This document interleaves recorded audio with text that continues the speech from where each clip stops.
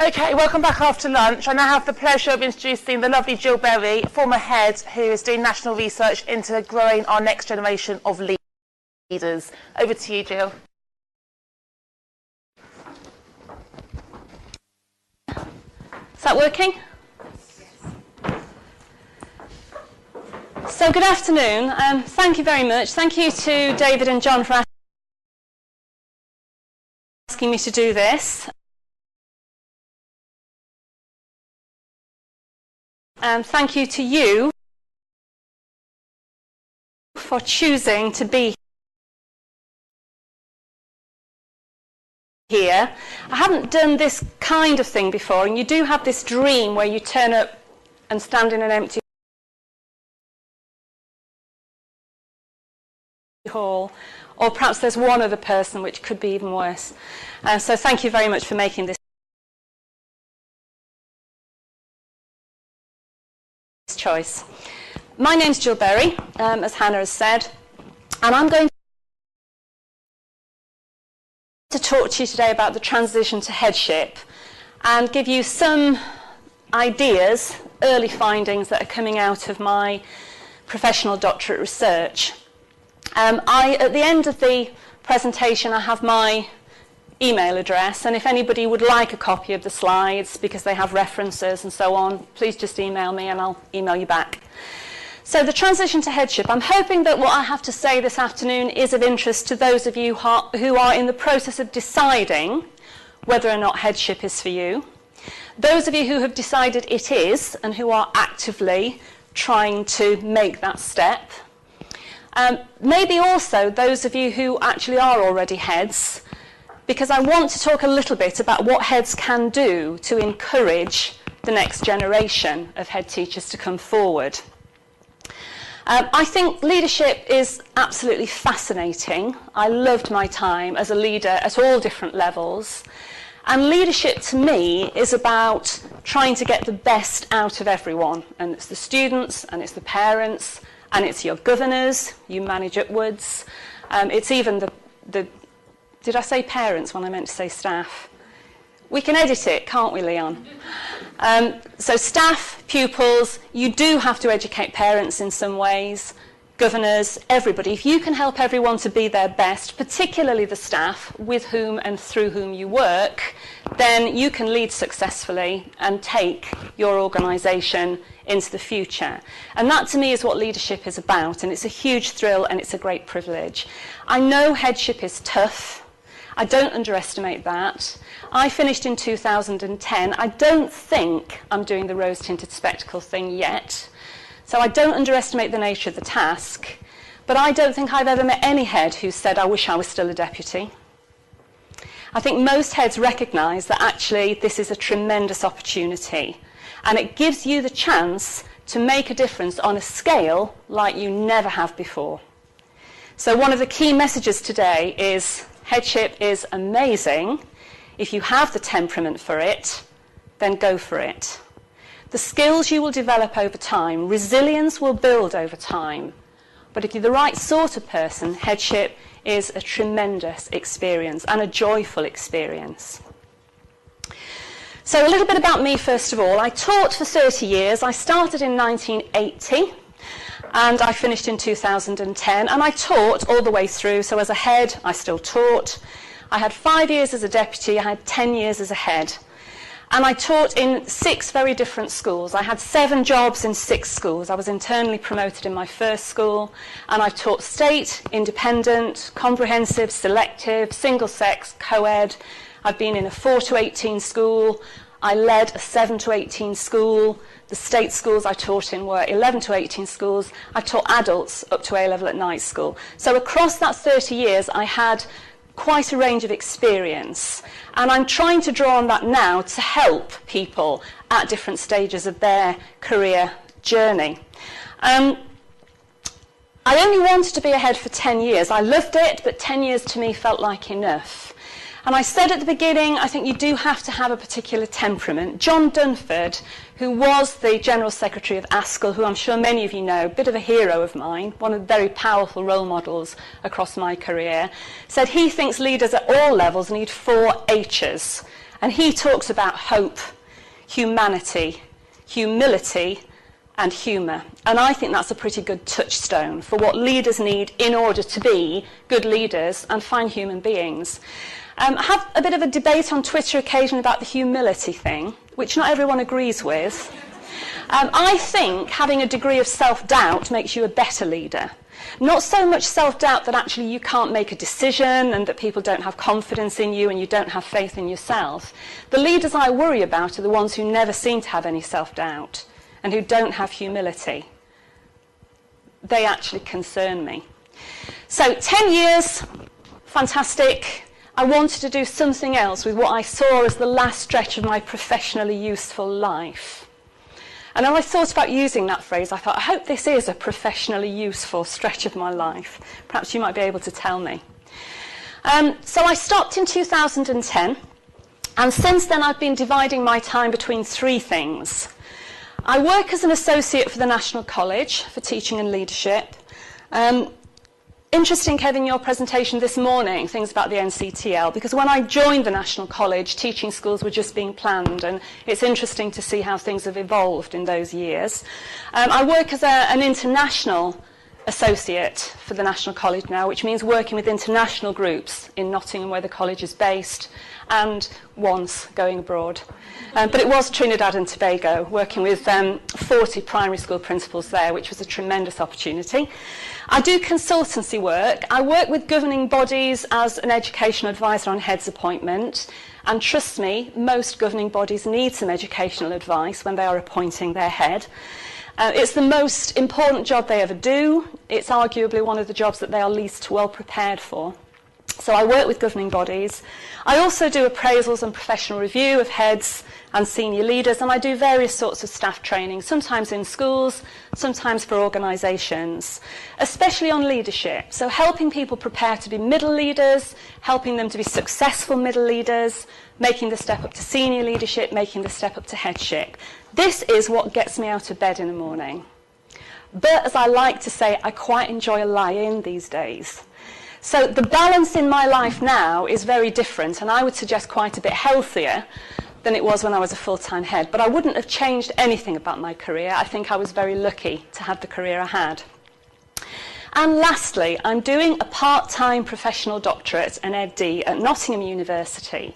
And I chose as the focus of my research the transition from deputy headship to headship. There are a number of reasons why I chose that particular transition. Obviously, I had made it myself at some stage in the past, but it's 20 years now since I moved from being a deputy head to a head, so I'm very interested in what making that transition is like now in 2014. Again, I'm fascinated by leadership. I think being a head is actually the greatest challenge and the greatest opportunity you have as a leader within a school. And I thought that probably what I came up with might help people who are aspiring and also new heads, and I think that's proving to be the case. I also thought, given that the focus of today, that if I said a little bit about what a professional doctorate involves, I know some of you have doctorates, some of you may be thinking about that as a route at some point in the future. So if I just say a little bit about that, that might be of use too. You may be aware, but one of the differences between a PhD and a professional doctorate like an Ed.D. is that when you do a PhD, you're supposed to be contributing to the body of knowledge in the world. When you do a professional doctorate, you're contributing to the body of professional knowledge. So for me, that means feeding back into the world of education. That's my professional arena. And I liked that. I liked the idea that what I came up with through my studies might be of use to other educationalists. It fitted in very well with the consultancy work I'm doing and the National College work I'm doing. Often I'm reading for my Ed.D. and I come across something that I think I can use that with middle leaders, or I'm preparing work for the National College and I think that's relevant to my Ed.D. So it dovetails together. The three things I'm doing professionally now fit together very well. I did a master's 15 years into my career. I was head of English when I started my master's. I was head of sixth form in a different school when I finished it. And So I'm doing a doctorate 15 years later, and there seemed to be a kind of logic in that. And I thought, going from a very pressured job, I mean, I could work 80 hours a week as a head occasionally and needed to, not every week, but occasionally. Going from that to zilch, I thought was probably quite high risk, but something like a doctorate as a way of structuring my time and pinning other things onto seemed sensible. Plus my husband, who's a scientist, has got a master's and a doctorate, and just occasionally in an argument, he says, how many degrees do you have, Jill? So I thought evening up that balance wouldn't be time wasted.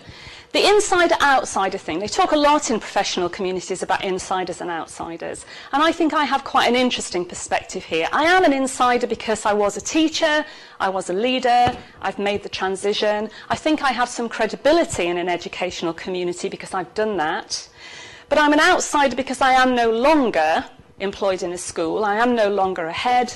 It's a while since I did it. I'm trying to be objective and not just to think about my experience, but to be open to the experience of my research participants. And I don't have anything to do with the schools in which they are now heads. You know, they're all organisations which are unfamiliar to me. So I think I'm both an insider and an outsider, and I find that quite an interesting perspective. Transition to headship, I think, is fascinating. I always felt that being a deputy was the best possible preparation for headship, and I still think that's true. Partly because when the head isn't there, the deputy is it, so it gives you a little taste in miniature of what it might be like to have that degree of responsibility. And incidentally, it helps you decide whether you want to do the job full time. When my head was away, I liked it. I know other deputies who, when their head was out of school, it was, oh my God, when are they back? How can I contact them? So it was only when I became a deputy, it made me realise I wanted to be a head, and it helped me see what sort of school I wanted to lead. However, one of the things I have realised is that having the professional persona of a deputy is very, very different from having the professional persona as a head. And when you become a head, you have to release a number of things, and you take on a number of things. And I think if you are applying for headships, you have to be able to demonstrate that you have thought this through, and you understand that if you become a head, you don't just do more of the same. What you have to do is something quite different. Now, Gron said this. I won't read it to you because it's really irritating when people do that. But when I saw this quotation, I thought that's quite useful. It's part of the warrant for my research, a suggestion that there is a need for this. Because I'm actually looking at the experience of 6 people as they go about acquiring a sense of themselves as leaders, as they take off one professional persona and assume another different one. And I'm tracking their progress as it happens. So I'm not asking heads to look back and remember what it was like. I'm asking them, what is it like now? What are you thinking? What are you feeling? What are you expecting? What are you dreading? What are you looking forward to? And then once they're heads, has it confirmed or confounded their expectations? What are the shocks and surprises? What have they relished that they didn't perhaps expect to? What has gone pear-shaped that they didn't perhaps expect?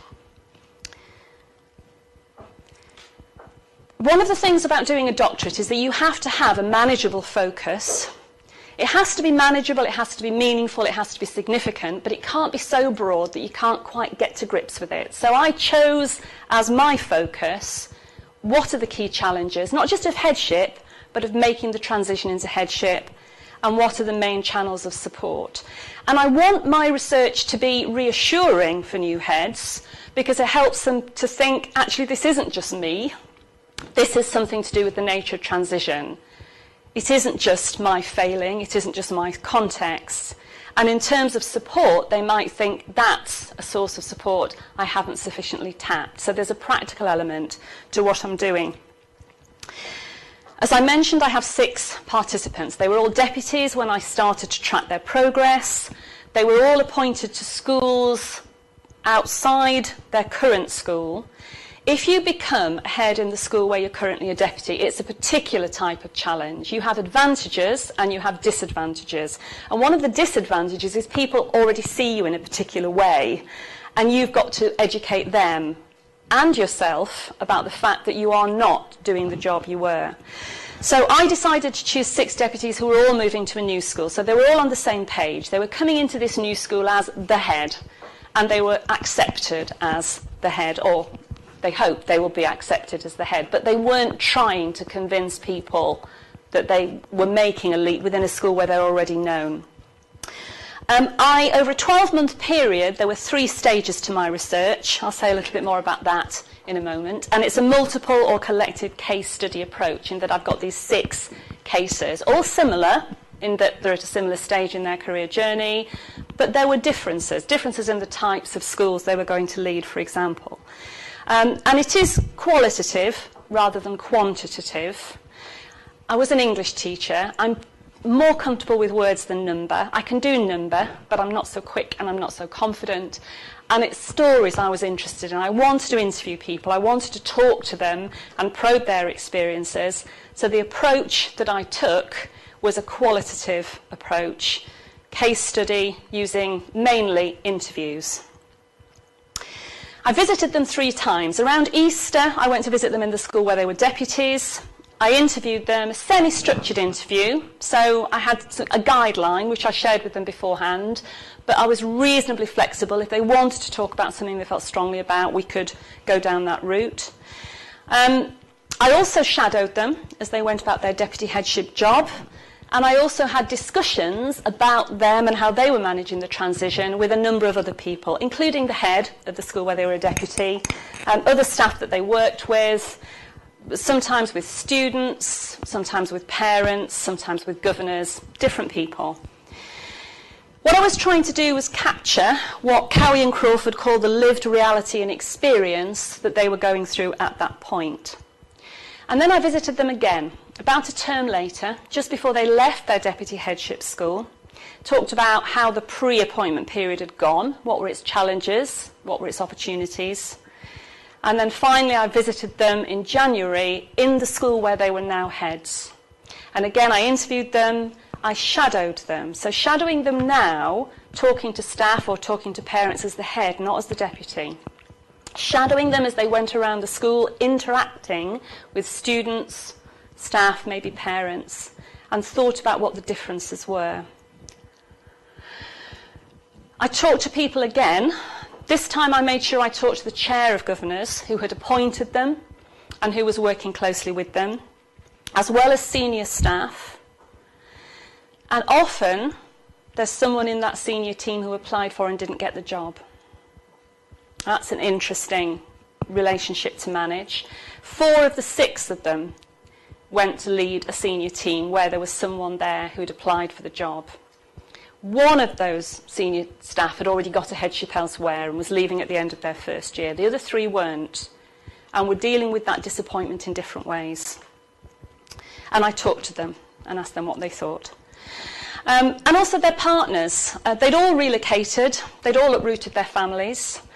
4 of them had children who were in the school where they were now head. So I talked to partners as well about their perceptions of how the transition had been. This isn't just generally a decision for you as a professional, it's a decision for your family. It makes a difference if you move areas geographically, as many do. Right, I'm going on to talk about some of the things that I'm learning. These are emerging. I'm still at a relatively early stage of the analysis. But these are some of the things which have emerged as being key themes among all 6 participants. The first is that the transition process seems to fall into 3 stages. I know talking about life as a journey or your career as a journey might be a bit hackneyed, but actually I find it very useful.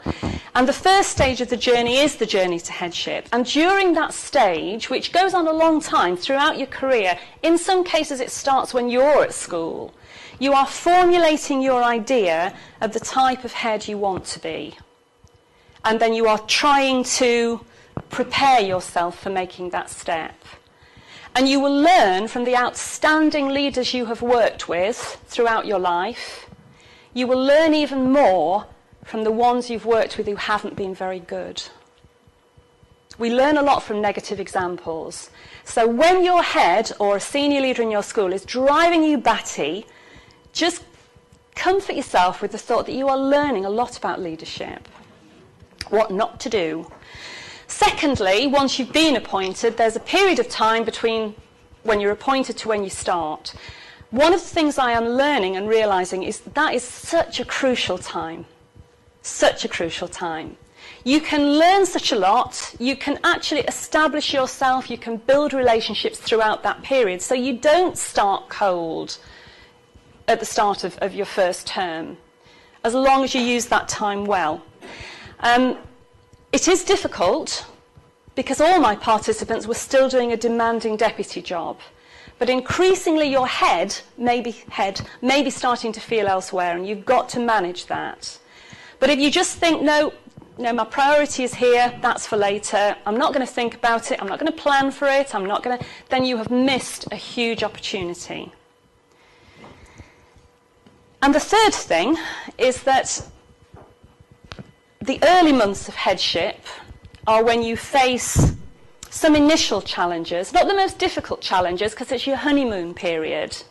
And if you don't enjoy your honeymoon, it doesn't bode well for the wedding. People are actually being a little bit cautious. They're weighing you up. They know you're weighing them up. But there are some early challenges, and you will start to access sources of support.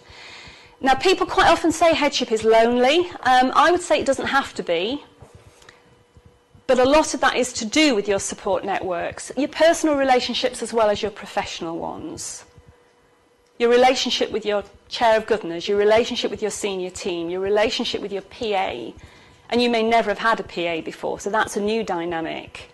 And your relationship with your family, your friends, those people outside your professional life who sustain you. So 3 stages to the transition.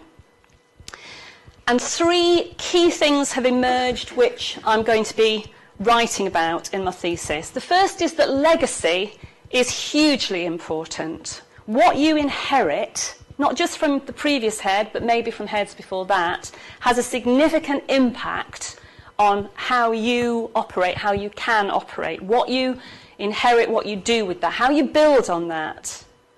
Every time you make a change, the staff feel it's retrospectively critical, which it may be, and you're actually putting them in a position where they almost feel as if they're being retrospectively disloyal to the previous regime in which they were emotionally invested.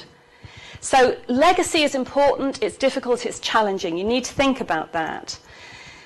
Walker and Quian talk about the ghost of principles past, and whether they were great leaders or terrible leaders, they hover around in spirit for some time. Secondly, as I've mentioned, how important the pre-appointment period is and how much you can achieve if you use it well. And thirdly, how far deputy headship is a good preparation. In some respects it is, in some respects it isn't, and you need to be aware of that and of the differences. And the challenges so far tend to fall into 3 categories: organisational, professional and personal. Organisational are to do with that particular context, that particular organisation, what it needs. Context is crucial. You don't just go in and you're the head you want to be irrespective of what the school requires. You build on legacy, but also you are sensitive to what the school requires, and you have to be adaptable. I'll give you an example. One of my participants, she was very keen, and we talked about this through the pre-appointment period, she wanted to go into headship her most prepared self. That was her phrase, which was very useful, her most prepared self. So yes, there will be unexpected things, but I want to go into this my most prepared self. 2 things happened in the summer holiday. The first was that she got a phone call in August when she was on holiday to say that one of the pupils in the school that she was going to in Year 11 had died very suddenly over the summer. And that was the year group that would be coming back to pick up their GCSE results. And GCSE results day was going to be her first day as the head. So the first thing she had to manage. She didn't know the girl, didn't know the parents, but obviously other people did. There is no way you can prepare for something like that. compounded by the fact that on that GCSE results day, the school got the worst set of GCSE results it had had in its history. And she had to deal with that too. So that's a kind of organisational challenge. If you're thinking, oh my God, head for the hills now, it's not always like that, but there are some really tough things. And when you're preparing, you prepare to have the flexibility, the learning capacity, the adaptability to cope with the unexpected. The second are professional, so they're to do with the job of head really and building those skills. And as an example of that, I would say managing the senior team is a professional challenge that everybody has to face. And there may be people there who would like to be in your chair, so thinking about that. And the third, in terms of personal things, are things to do with you as a person, not necessarily professional as such, but they impact on your professional life. So, for example, managing time. Managing workload. Interestingly, one of my participants, when I visited her as a deputy and we talked about what she was expecting and about workload, she said, I cannot work harder than I'm working now. It's not possible to work harder than I am as a deputy. I know it will be different. I can't possibly work harder. When I visited her as a head and I asked her about what was unexpected, what were the challenges, the first thing she said was workload.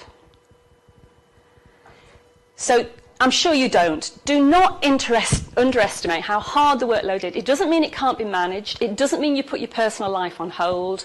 But trying to create some sense of balance and not neglecting what's important to you is absolutely key if you're going to make a success of this. And you mustn't fall into that I will work harder mentality. You know, Boxer in Animal Farm, his answer to every problem is I will work harder. You could do that, because this is the kind of job that can absolutely consume you, but you won't be a better head if you do that.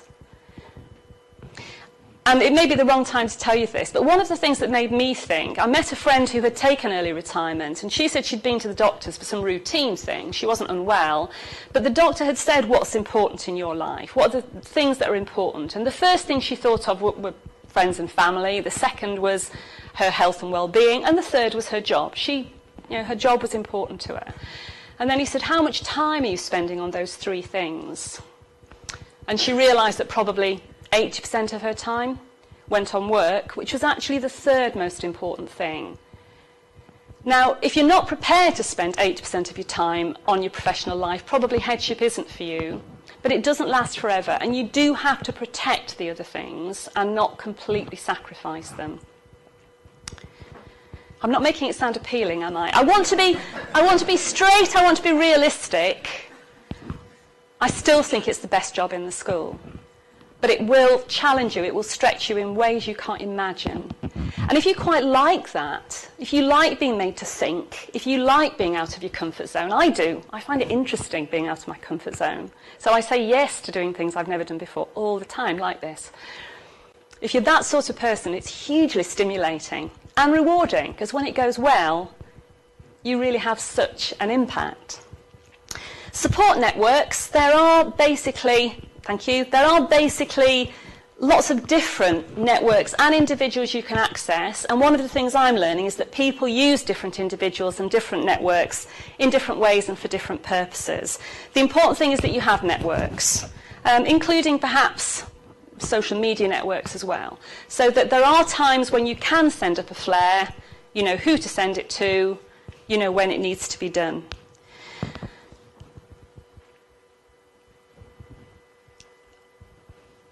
I would say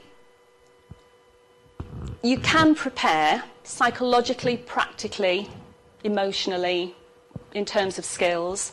But there's a great quotation from Robert Quinn about you build the bridge as you walk on it. You will continue your learning, and you may never complete your learning as you do the job.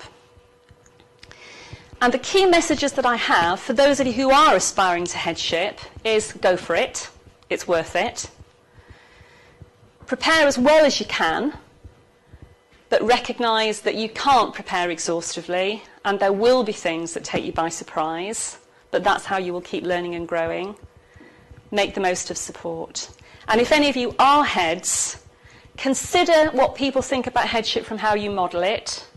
And if you're putting everybody off, who's going to be the next generation of school leaders in this country? Make sure that you are good at that tap on the shoulder, the hand in the small of the back. I've done it with NQTs who I could see had the capacity to be heads one day. Make sure you never stop doing that. And if you do have somebody in your school who's going on to headship, support them, including in the pre-appointment time. Help them learn, help them prepare, build their confidence. Let them know that you believe in them. It's not going to be easy, but it's well worth it. Those are the references. Again, if you want a copy of these slides, I'll email them to you. That's my email. That's my Twitter handle. Thank you so much for being here. Thank you for listening.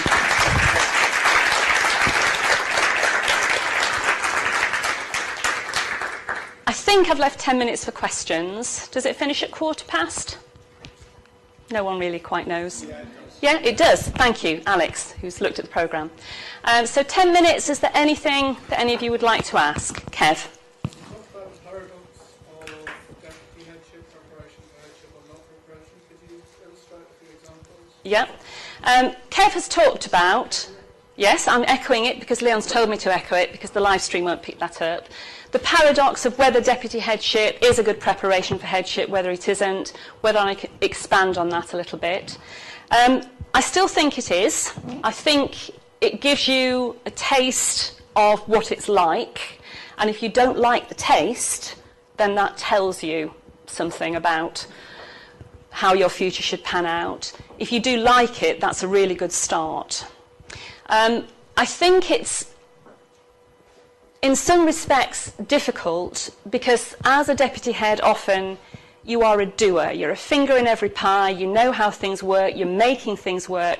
But actually, a lot of what you do probably is operational. And it's taking that step back and being strategic and having the overview and trusting people to get on with the operational. And it's difficult because sometimes there are people who think, actually, they're not doing that as well as I would. And you have to get your head around that because actually that isn't what it's about anymore. You help them to do the job better. You don't step in and do it for them. Just give you a very quick anecdote. When I became a head, it was very early on in the first year, and we had, I think, internal exams. It might have been a module. And someone came up to the staff room and said one of the invigilators hadn't turned up in the hall. And I was there, and I said, I'll go. You only need a body, I'll go.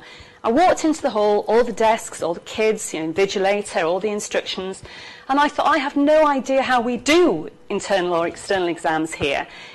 In my deputy head position, I think I knew how everything worked. I was the one who was doing the invigilation schedule. I knew it all. And it was a little bit of an unnerving moment, and a girl put her hand up, and I thought, oh my God, I'm the nearest. I'm going to have to go and help her with this problem. I might not know what to do. And I went to speak to her, and she said, my desk is wobbly. And I thought, oh, thank God, I know how to do that. I know how to fold up the piece of paper. But it was quite unnerving because you're responsible, but actually you're more hands-off. And you have to, I'm a great fan of Jim Collins, get the right people in the right seats on the bus. Inspire them, challenge them, support them, but trust them to do it. It sounds so easy, Kev. It's quite hard emotionally. And lots of heads hold the reins too tightly. So it's being a hands-on deputy who just knows everything to being a head who actually has to have the overview. And I think how you prepare yourself for that is kind of, has to be psychological, really. But it's still a fantastic, because even if you were enjoying the operational, you get to a point where you think, do I want to do this for the next 20 years? I was a deputy for 5 years, loved it. But if someone said, do you want to be in the same role in 5 years' time, in 10 years' time, in 20 years' time? No, I needed the next challenge, but it's a challenge of a different order. Okay, have another question? Yes? A number of schools that I know of are building legacy processes. Yeah, succession planning, yeah. So that they're actively trying to promote the deputy headship to maintain whatever ethos and strategies the school is developing. Yeah.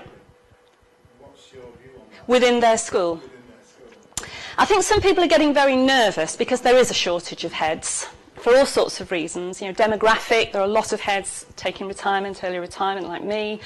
I think, and governors get nervous, so sometimes they think if we can grow our own, it's a strategy. It means we're not going to have a vacuum at the top.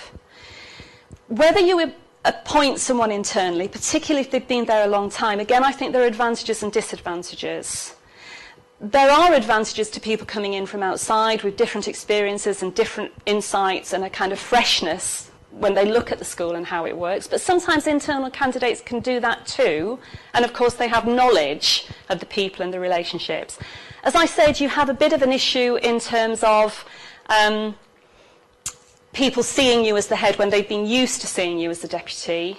And I don't know whether anyone else has had the experience of going from being a member of a team to a leader of a team, like a head of department. It needs a bit of a shift because, you know, getting drunk in the pub and telling dirty jokes sometimes you can do as a junior member of the department.